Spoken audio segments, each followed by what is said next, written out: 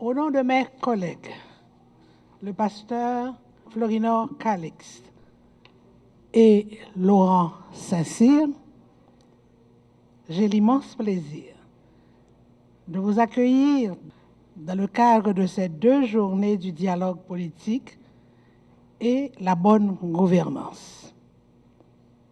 La trilogie que nous formons travaille sans relâche pour remplir de son mieux la mission qui lui est confiée.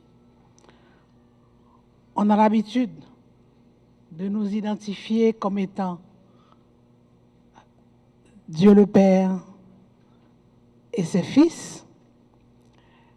C'est une plaisanterie, bien entendu, mais ce n'est pas un sacrilège.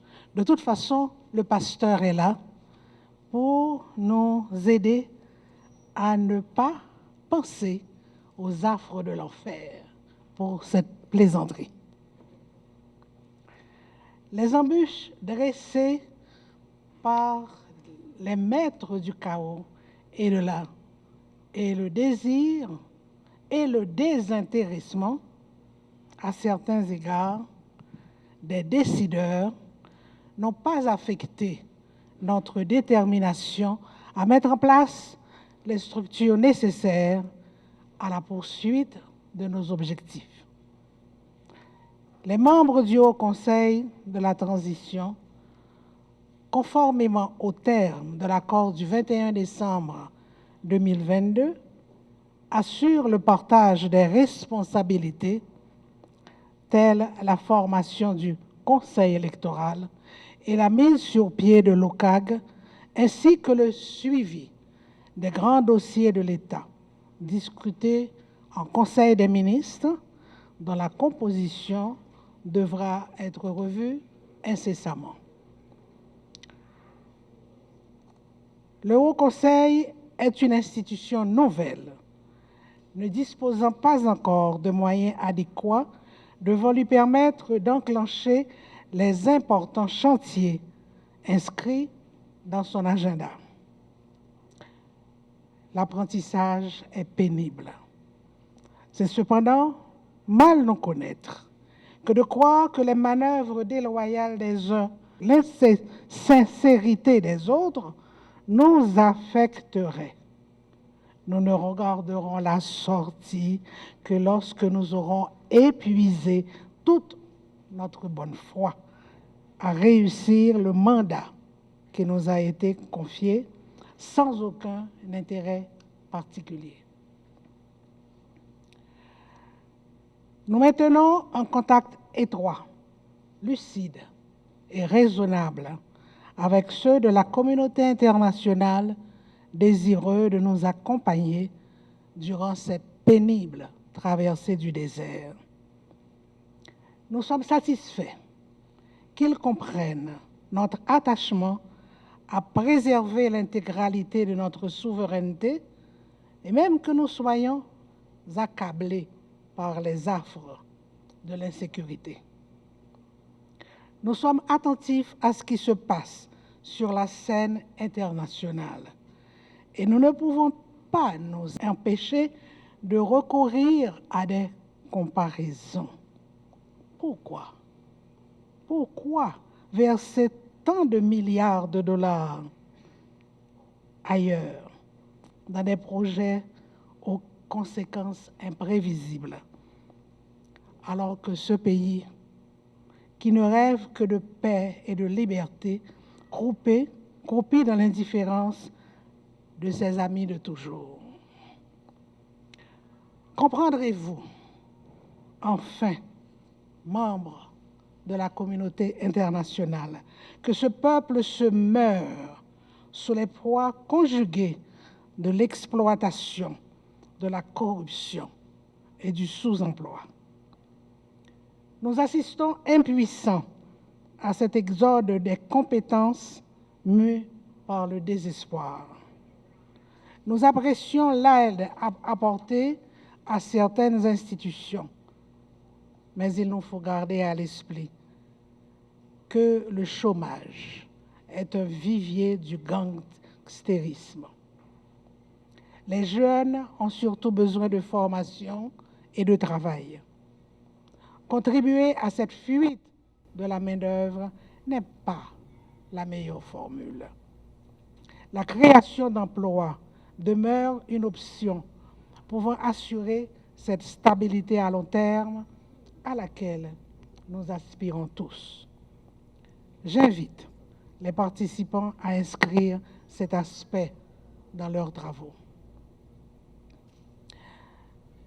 Je m'arrête et je vous invite à quelques secondes de réflexion pour saluer la mémoire du jeune Karl Hudson Azor, dont le désespoir l'a sans doute porté à s'immoler.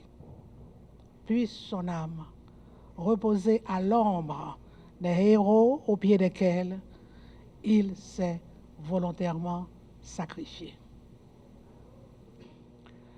Nous avons une approche multisectorielle de l'insécurité et en Haïti, nous avons les compétences requises pour la mettre en œuvre.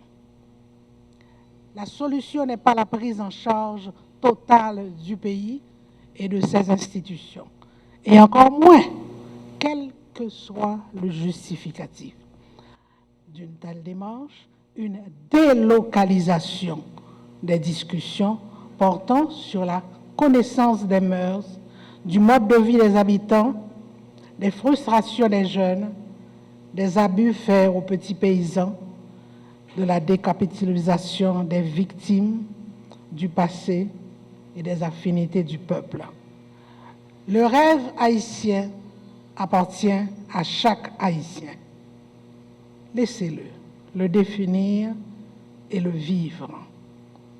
Le dialogue doit être avant tout inter-haïtien et se dérouler en Haïti, théâtre de ce qui nous accable et nous fait espérer.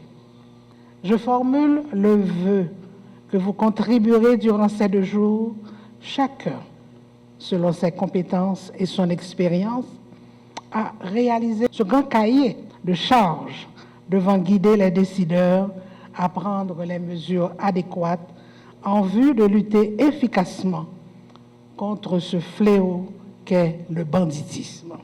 Normalement, c'est une belle initiative que Madame la Présidente Mirlan Hippolyte Maniga a organisée pour lui capable rassembler toutes couches dans la société pour être capable de joindre une entente pour nous capable d'élaborer la sécurité dans le pays. C'est une belle initiative. Mais par contre, il y a un paquet de problèmes que nous avons qui touchent. Je dis à nous demander sécurité pour le pays et ceci, c'est celle ça nous besoin. Mais sécurité n'est pas seulement physique. Parce que je dis à nous demander forces de l'ordre pour prendre sécurité. Depuis nous parler de sécurité, nous avons PNH, nous avons Forces armées d'Haïti. Malgré qu'ils ne travaillent pas ensemble pour le moment, ils ne peuvent pas coller ensemble pour jouer un résultat. Parce que tous les deux doivent travailler ensemble. Nous avons un problème, le fait que la police en général n'est pas sécurisée pour qu'on parle. Parce que sécurité physique, c'est une, sécurité économique, sont l'autre bagaille. Si la police lui-même n'est pas en sécurité, économiquement parlant, elle est tombée dans la fonction, il n'est pas qu'à joindre moyen pour aller à l'hôpital. Et si l'handicapé, il est abandonné. Et si ça t'arrive, il mourit, la famille n'est pas même qu'à enterrer. C'est qu'est-ce qu'il fait. Alors, on a demandé pour HCT prendre en considération sécurité économique, force de l'ordre là d'abord. Pour les que yo arrivent en côté que bandi a tavlé acheter yo parce que si bandi a pas de infiltration dans force de l'ordre yo pas agir parce que yo a trop d'informations. C'est pour nous créer un système côté que la police là lui-même li indépendant financièrement pour lui pas capable pour lui pas arriver tomber lui-même dans gang parce que grand goût en col tout autant que nous pas en sécurité économiquement, nous ne pouvons jamais avoir une sécurité physique là. Parce que grand goût n'en fait pas douce et leur grand goût ou faire n'importe bagaille.